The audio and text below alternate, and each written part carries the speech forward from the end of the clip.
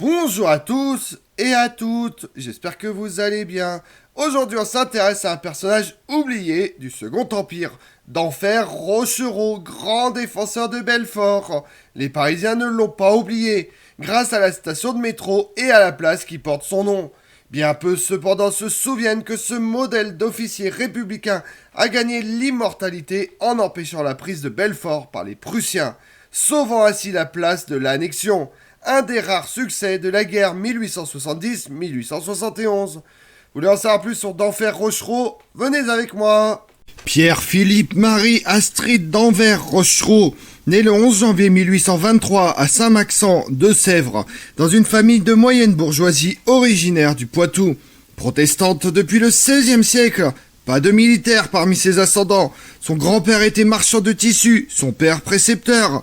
Parmi ses oncles, on trouve un régent de collège, puis inspecteur d'académie, un procureur impérial et un manufacturier. Le jeune homme, après de solides études dans le lycée de Toulouse, Poitiers puis à Louis-le-Grand, envisage plutôt une carrière dans les ponts et chaussées. Il se présente ainsi en 1841 au concours de l'école polytechnique. Après un premier échec causé par ses faiblesses en dessin, il est finalement admis en septembre 1842. Il en sort 56e, 2 ans plus tard, place qui ne lui permet pas d'embrasser la carrière d'ingénieur à laquelle il aspirait. Faute de situation dans l'industrie, d'Enfer Rochereau cède à la pression familiale et s'engage dans l'armée. Passionné par les sciences et les techniques, en particulier par le chemin de fer naissant, il restera constructeur dans l'âme bien davantage que militaire. La guerre étant pour lui un mal nécessaire dont il convient de faire cesser au plus vite les désastres. Vu ses aptitudes et ses goûts, il opte logiquement pour le génie et entre en 1845 à l'école d'application de l'artillerie et du génie à Metz, où il a du mal à s'adapter à la discipline. Ses états de service soulignent une certaine négligence dans le port de l'uniforme. Il n'en sort pas moins premier de sa promotion l'année suivante et rejoint le 2e régiment du génie dont il suit les garnisons successives Montpellier, Mâcon, Bourg-en-Bresse, Paris, Dijon, Avignon, Toulon. Affecté à l'armée des Alpes qui est créée en 1848 dans le but de renforcer la défense des frontières contre une éventuelle guerre déclarée par des gouvernements européens que la proclamation de la République inquiète. Au printemps 1848, le lieutenant d'Enfer Rochereau ne participe pas à la répression de l'insurrection ouvrière de juin. Une chance pour cet officier républicain, libéral et social, car d'Enfer est un adepte des idées de Charles Fourier. Plutôt que la monarchie et un libéralisme effréné, il souhaite l'avènement d'une république fondée sur le suffrage universel et l'organisation du travail. Rejetant la violence révolutionnaire d'un Blanqui, il vote à la présidentielle de 1848 pour Ledru-Rollin, tout en déplorant la faiblesse du programme de ce socialiste. Dans ce temps d'effusion politique, il publie une brochure intitulée « Le socialisme et la science sociale » par un officier de l'armée des Alpes, texte hélas disparu, qui réunit ses conférences prononcées à Bourg-en-Bresse.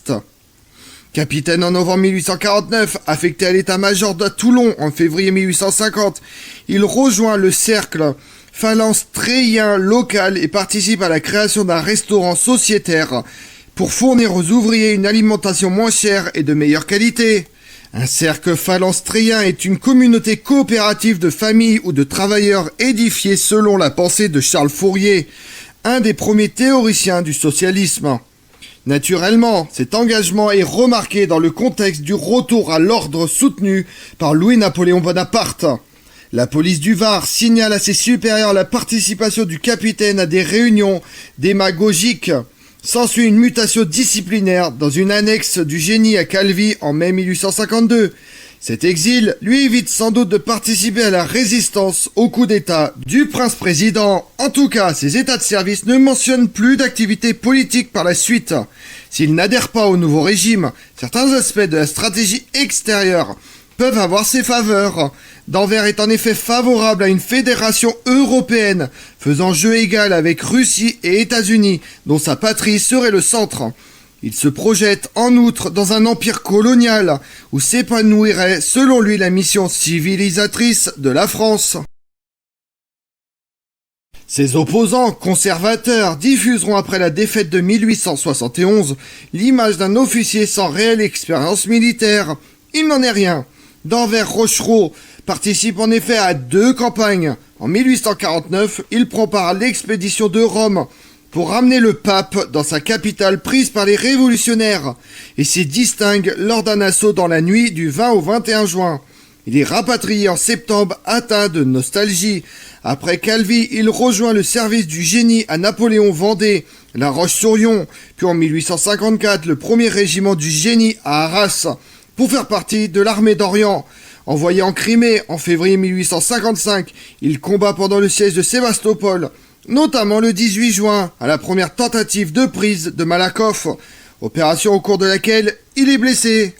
Cette expérience lui vaut la Légion d'honneur, mais le laisse plein d'amertume et de critiques envers un commandement, car Rombière, pélicier, peu soucieux des pertes humaines, remis de sa blessure d'Envers Rochereau, enseigne à l'école d'application de Metz pendant plus de 4 ans, avant de réaliser son rêve, une affectation en Algérie, où de 1861 à 1864, il redouble d'énergie à Constantine, Orléansville, Blida. Il construit un barrage hydraulique à Marengo, un pont sur l'Oued, en donnant toute la mesure de ses connaissances théoriques et techniques. Il se fait désormais bien voir de sa hiérarchie et avance enfin en grade après 11 ans passés sous 3 galons. Il est promu chef de bataillon. Il demande alors à se rapprocher de ses enfants et de son épouse originaire de Montélimar. Le voilà donc affecté comme commandant du génie à la garnison de Belfort. À 47 ans, il est fait officier de la Légion d'honneur en 1868. Lorsque la guerre éclate en juillet 1870, Belfort est avec Metz, l'une des 2 principales places fortes chargées de défendre la frontière orientale. Goûtant peu les sociabilités militaires, d'Envers Rochereau conserve son franc-parler, exprime toujours son opinion, que ses supérieurs jugent quelque peu outrancière. Qu'importe, malgré les crédits parcimonieux qui lui sont accordés, il améliore les fortifications de la ville. On lui donne notamment la construction du fort de Bar, aboutissement d'un projet maintes fois remis depuis près de 40 ans, qui protège à l'ouest la citadelle rendue vulnérable depuis la construction de la voie de chemin de fer. À travers la succession de désastres qui frappent l'armée impériale, le commandement de Belfort passe de main en main. Les généraux de Chargère, Cabriel, Crouzat se succèdent en quelques semaines. Mais d'Envers Rochefort reste et Cambriel rappelle ses mérites à Gambetta, le ministre de l'Intérieur du nouveau gouvernement de la Défense nationale. Il est un homme extrêmement modeste, et on a eu tort de l'oublier. Si Belfort est aujourd'hui en état de défense, c'est à lui qu'on le doit. Gambetta entend le conseil et nomme le 18 octobre d'Envers Rochefort gouverneur de Belfort, avec le grade de colonel. Un simple officier supérieur, certes, mais qui commande à l'équivalent d'un corps d'armée, soit 16 000 hommes. Parmi eux, un quart provient d'unités régulières. Les autres sont des mobiles et mobilisés, que leur chef galvanise en leur rappelant le sacrifice des soldats de l'an 2. La garde nationale mobile, les mobiles, est créée en 1868 sur le modèle de la Landwehr prussienne, pour seconder l'armée régulière, notamment pour les garnisons des places fortes et les maintiens de l'ordre. Ces quelques 600 000 recrues théoriques jouent un rôle clé après l'anéantissement de l'armée impériale en 1870. Lorsque le 4 novembre, le général prussien Udo von Tresckow somme Belfort de se rendre afin d'éviter à la population les horreurs de la guerre, d'Envers Rochefort répond non sans panache. Je ne puis m'empêcher de trouver que la retraite de l'armée prussienne est le seul moyen que conseille à la fois l'honneur et l'humanité pour éviter à la population de Belfort les horreurs d'un siège. Si Tresckow n'entend évidemment pas obéir, ses soldats sont tenus en respect pendant 1 mois par l'emploi des troupes et de l'artillerie que le chef des défenses a fait placer en avant des redoutes. Défense active qui évite un bombardement direct. D'Envers Rochefort ne peut que retarder l'inévitable et Belfort tombe sous le feu des batteries prussiennes le 3 décembre, qui tirent chaque jour 3500 à 4000 obus. Malgré tout, la place tient bon et n'est pas concernée par l'armistice du 28 janvier 1871. La défense des redoutes empêche même l'assaut prussien jusqu'au début de février, Enfin, le 13 février, après 104 jours de siège, le gouvernement ordonne la reddition. La garnison quitte la citadelle le 17, laissant derrière elle un quart de ses effectifs tués ou blessés. Belfort n'a pas été prise d'assaut cependant et sa résistance permet à Thiers de négocier le maintien de la place dans le territoire national. Avant même la fin du siège, d'Anvers-Rochefort est élu député le 8 février dans une chambre majoritairement monarchiste.